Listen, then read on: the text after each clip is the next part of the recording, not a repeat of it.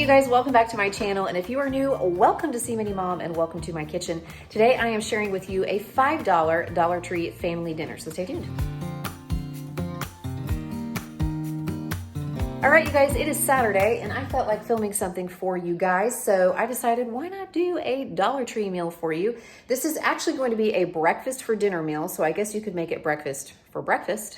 I think some people call it brinner, but I ran into Dollar Tree and I spent $5. I picked up 5 ingredients and I'm gonna turn that into a, hopefully, fingers crossed, delicious meal for my family of 5. Now, I will say what I always say about Dollar Tree. Ounce for ounce and pound for pound, I think there are better deals to be had at other grocery stores. Sorry, not sorry. I know that in some Dollar Trees, there are some good like closeout deals or maybe discontinued deals that they get, like products from other grocery stores, but I don't find that to be the case at my Dollar Trees. They're pretty small and pretty limited in their inventory compared to some of the other Dollar Trees I see in other videos. But I do understand the convenience of Dollar Tree. You know, sometimes we just need a handful of items, or we don't have anything on the menu for dinner, or we need an easy lunch prep, and Dollar Tree is so convenient because maybe it's on the way to or from somewhere, or it's just, you know, a much smaller place to run into than to have to run into the supermarket or Walmart or Target or someplace like that. These videos are fun to make and I know you guys really like them, so I thought I would try to put one together for you guys. So I'm gonna show you what I got and then I'll show you what I'm making with that, and I will also give some suggestions for other things you can add that you might already have on hand in your house to kind of rev up these menu items a little bit. Here is what I ended up picking up at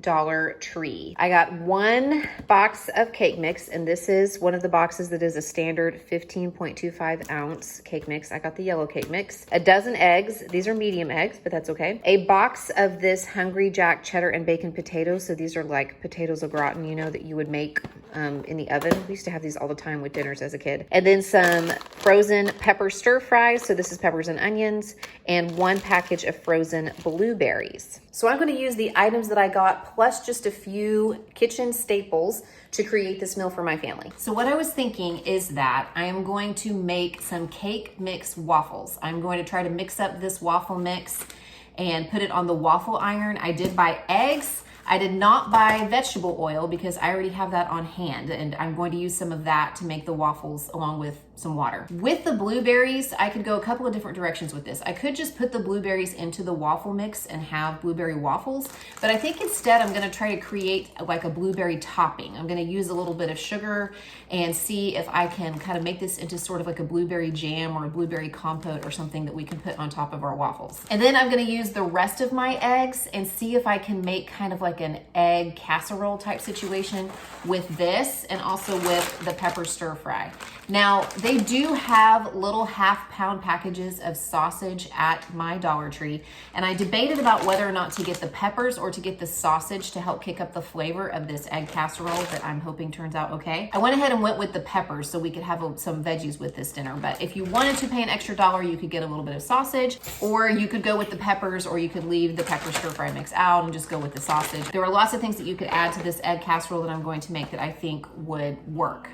So I'm going to start by getting this egg casserole into the oven because it needs to bake for about 45 to 50 minutes. So I do have my oven preheating at 350, and I'm going to open this package of potatoes and put them in the bottom of this casserole dish, which I have lined with foil because I do not want to have to clean cooked eggs off of my casserole dishes. It drives me crazy. It's a little bit hard to do.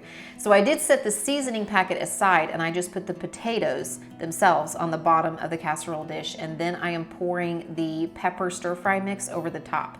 And I was really pleased this time because I got a lot of peppers in this mix. Sometimes I feel like it's onion heavy, but this one looks really, really colorful. So I'm just gonna break those up and sprinkle them across the top of the potatoes, and then set that dish aside while I put together the egg mixture that I'm gonna pour over the top. And I am not doing this according to the box directions on the potatoes. I ended up using about 2.5 cups of water, and I did not use the milk that it calls for. So I have 2.5 cups of warm water, not hot water, not boiling water, just warm water, and I added the seasoning mix from the box of potatoes and a little bit of this Tony's. You don't have to add that. I just wanted a little bit of a kick in the mixture in the casserole is just gonna give it a little bit more flavor. And then I used 8 of my medium eggs, 8 of the 12. So I cracked those in there and then I just whisked it all together. And it's at this point that I'm wishing that I had used a bigger bowl to mix this because it was kind of hard to mix in this small bowl. This is like a 4-cup measuring cup. I thought that would be smart because then I could easily just pour the mixture over the top, but I should have used a little bigger bowl. But we got it done. I poured that over the top of the peppers and the onions, and then I popped that into the oven at 350 in it. I baked mine for about 45 minutes, and you just want to check it to make sure it's done to the point that you like your egg casseroles. But this turned out so great. You could add some sour cream, you could add some cheese, but it was really good and flavorful. I was very pleased. So this is the waffle maker that I'm going to use to make the waffles. This is from Alecones. I think that's how you say it. They sent this to me a long time ago, like maybe months ago, maybe even a year ago. And I will leave a link to it in the description box below, but what I loved about it is that the waffle plates are removable so that you can wash them easier. So go check that out if you want. I'll leave it linked in the description box below.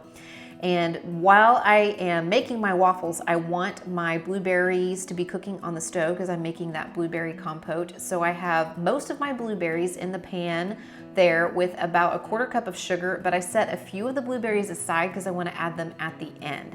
So I did not add any moisture to these because they're frozen blueberries and they're going to render water as they thaw out in the pan, and I'm glad that I did because you can see there all of the moisture that is there in the blueberries as they cooked. So I just simmered them on low for a few minutes and stirred them a little bit, and then I kind of mashed them up with the back of my spoon, and then I let them simmer for about 10 more minutes, and this is what it turned into. At this point, I added the rest of my blueberries that I had set aside because I wanted there to be like some chunky blueberries, and stirred that up, and then I turned the heat off and it thickened a little bit as it stood on the stove without the heat on it. But this came out really good, and it was really good on top of the waffles. So to make my waffles, I'm going to just pour the cake mix into the bowl there, and I'm going to add 1 cup of water. I think that is more than the box recommends for a cake mix. I want my batter to be a little bit thinner for pancakes or waffles.